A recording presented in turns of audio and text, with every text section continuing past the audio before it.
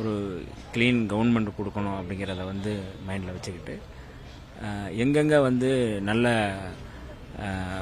நிர்வாகத்தை நடத்துறது, எங்கே நல்ல உணவு தர்றது அப்படிங்கிற அடிப்படையில் திடீர்னு வந்து இந்த மாதிரி ஆய்வுகளை பண்ணுறேன். எங்களுக்கே வந்து அவர் கிளம்புறதுக்கு 10 நிமிஷத்துக்கு முன்னாடியே தெரியும்.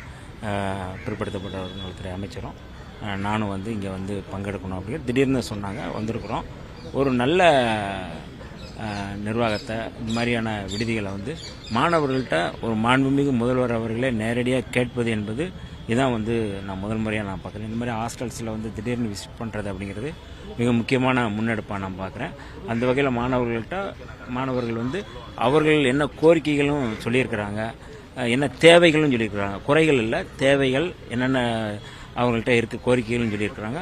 அதை உடனடியாக வந்து மாண்புமிகு பிற்படுத்தப்பட்ட நலத்துறை அமைச்சர்கிட்டையும் சொல்லியிருக்கிறாங்க, என்கிட்டையும் சொல்லியிருக்கிறாங்க. அதை உடனடியாக செய்ய சொல்லியும் சொல்லியிருக்கிறாங்க. சம்மந்தப்பட்ட அதிகாரிகள் இருக்கிறாங்க, செக்ரட்டரிஸ் இருக்கிறாங்க, எல்லார்ட்டையும் அவர் வந்து ஆர்டர் போட்டிருக்கிறாங்க. அடுத்த முறை வரும்போது அவங்களுடைய தேவைகள் பூர்த்தி செய்யப்படும் அப்படின்னு சொல்லியிருக்கிறாரு. அதனால் ஒரு நல்ல கள ஆய்வாக இருக்குது.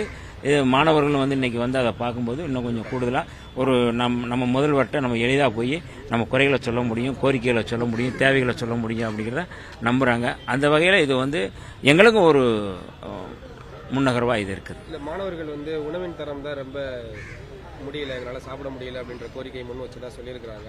அதுக்கு முதலமைச்சர் அவர்கள் என்ன உறுதிமொழி கொடுத்திருக்காரு? நல்ல உணவு கொடுக்கணும், அதுதான் முக்கியமாக நம்ம சரி பண்ணணும் உத்தரவு கொடுத்திருக்காருங்க. அது உடனடியாக சரி பண்ணப்படும்.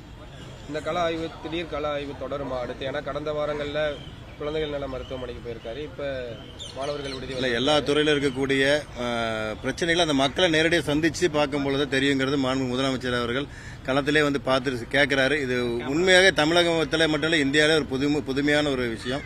இது மாண்பு முதலமைச்சர் எடுத்திருக்கிறது. மாணவர்கள் மத்தியில் அவங்களும் வந்து சொல்றாங்க, எங்களை முதலமைச்சர் எங்கிட்ட கேட்கிறாரு, அவர் நேரடியாக என்ன பிரச்சனை சொல்லுங்கன்னு அவரே சொல்லி கேட்கிறாரு. அது மட்டும் இல்லாமல் அவங்க சில பேர் சொல்றதுக்கு தயங்கினா கூட நேரடியாக எல்லா பகுதியிலும் அவரே போய் பார்த்தாரு. கிச்சன்ல இருந்து, டாய்லெட்ல இருந்து எல்லாம் எப்படி தண்ணி வருது எல்லாமே அவர் நேரடியாக அவர் போய் பார்த்தாரு. ஸோ வந்து பார்த்துட்டு இந்த இடத்துல இந்த தப்பு இருக்குன்னு அவரே ஒரு அட்ரஸ் பண்ணி சரி பண்ணக்கூடிய வேலையில் உடனடியாக பண்ணுங்கிறத உத்தரவு போட்டிருக்காரு. அதிகாரிகிட்டையும் சரி, எங்ககிட்டையும் சரி, ஒரு அண்ணங்கிட்டையும் சரிங்க, எல்லாட்டையும் ஒரு அமைச்சராக நீங்கள் செய்ய வேண்டிய பொறுப்புகள், அந்த மாணவர்களுக்கு உண்டான தேவைகளை செய்ய வேண்டியது உங்களோட முதல் பொறுப்புன்னு சொல்லியிருக்காரு. ஸோ அதை நாங்களும் வந்து உணர்ந்து நிச்சயமாக செயல்படுத்துவோம். அதான் போகிறது கிளவுட் கிச்சன் பார்த்துட்டு காரணம் என்ன சார்? குழந்தைகள் நல மருத்துவமனை, அதுக்கப்புறம் சமூக நீதி விடுதி, இது பர்டிகுலரா வேற ஏதேனும் காரணம் இருக்கா இல்ல ரேண்டமா? இல்லை, அதாவது எல்லா இடங்களையும் முதல்வர் அவர்கள் கால் வைத்து அந்த நிர்வாகம் எப்படி இருக்குது அப்படிங்கிறத அவர் வந்து தெரிந்து கொள்ள விரும்புகிறார். அந்த அடிப்படையில் மாணவர்களுடைய தேவைகள், மாணவர்களுடைய பிரச்சனைகள் அவர் தெரிந்து கொள்ள நேரடியாக நாங்கள் அமைச்சர்கள் சொல்கிறதில்ல, அதிகாரிகள் சொல்கிறதில்ல, நேரடியாக அவர் தெரிந்து கொள்ளணும்னு நினைக்கிறாங்க. அதனால் வர்றாங்க. அடுத்தடுத்து இந்த மாதிரியான ஆய்வுகள் வந்து தொடரும் என்பதில் எந்த மாற்று கருத்தும் இல்லை. சார்ந்து நேரடியாக கள ஆய்வு பண்ணியிருக்கிறது ஒரு அமைச்சராக உங்களுக்கு எப்படி இருக்கு? இல்லை, எங்களுக்கெல்லாம் இன்னும் இப்போ வந்து ஒரு எனர்ஜியாக இருக்குது, இன்னும் நான் செய்யணும், அலர்ட் ஆக வேண்டியது இருக்குது.